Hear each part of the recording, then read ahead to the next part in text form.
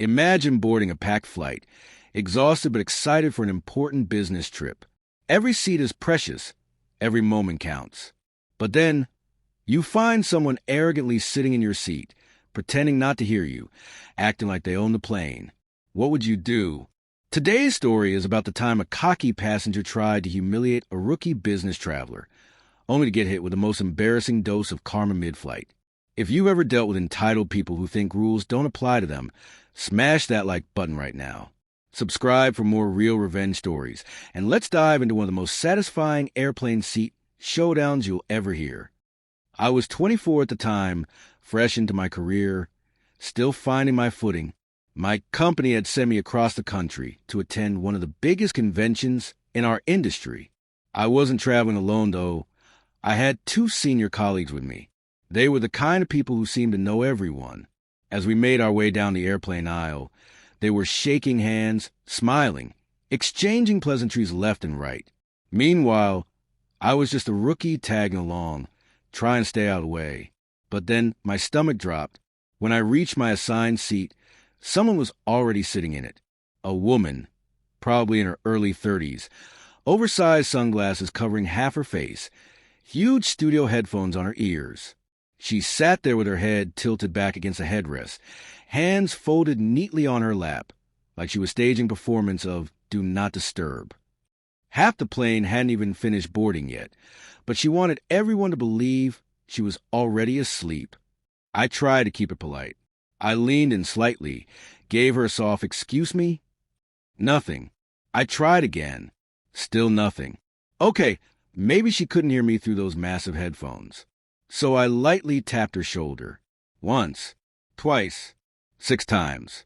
Finally, she stirred, slowly lifted her head like I had rudely woken her from the world's deepest nap. She looked at me blankly. "Hi," I said, holding up my boarding pass. "I think you're in my seat."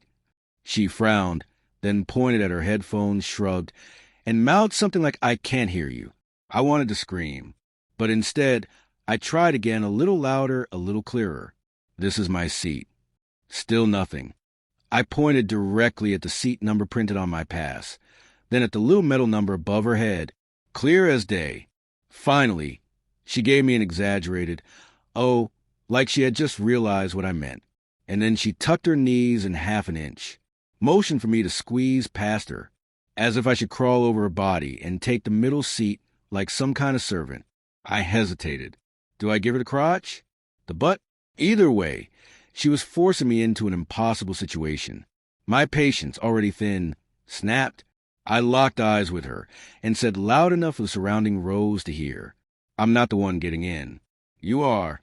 Instantly, her smug act evaporated.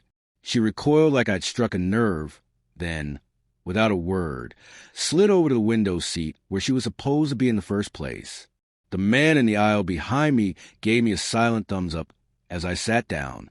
A small, quiet victory. Or so I thought, because apparently this woman wasn't finished. About 20 minutes after takeoff, just as I was relaxing into small talk with my colleagues, I felt a tap on my shoulder. It was her. She leaned close, smiled faintly, and said, "If you want, we could switch seats." Her tone wasn't generous. It was smug, like she was offering me a deal I should feel lucky to accept. I almost laughed. "No thanks," I replied casually, turning back to my conversation. But she wasn't done. Another 20 minutes later, tap, tap, tap. I turned again. This time she leaned in and gestured toward my colleagues across the aisle. "Your friends can switch with me, too," she said. That's when it clicked. She wasn't just entitled. She was strategic. She wanted to sit with my colleagues, the senior guys, the ones who actually mattered in this industry. And to her, I was just some disposable rookie blocking her way. I smiled politely, gave a small chuckle, and said, "Sure." My voice carried that calm, amused tone people use when they know they've already won. Because here's what she didn't realize. My colleagues, they were already laughing at her. They'd been watching the entire interaction since boarding, and the way she was trying and failing to manipulate the situation had turned into our own little inside joke. Every time she tapped my shoulder, they raised their eyebrows, smirked, and shook their heads. They weren't about to give her the satisfaction she was so desperately clawing for. So I leaned back, enjoyed the rest of the flight, and let her sit there stewing. She spent hours trying to act important, flashing glances at my colleagues, even dropping a few overly loud comments about her big clients into the airspace around her. But no one bit. By the time we landed, her facade had cracked. She was silent, defeated, and as we walked off the plane, one of my colleagues clapped me on the shoulder and whispered, "You handled that better than most rookies would have. Good job."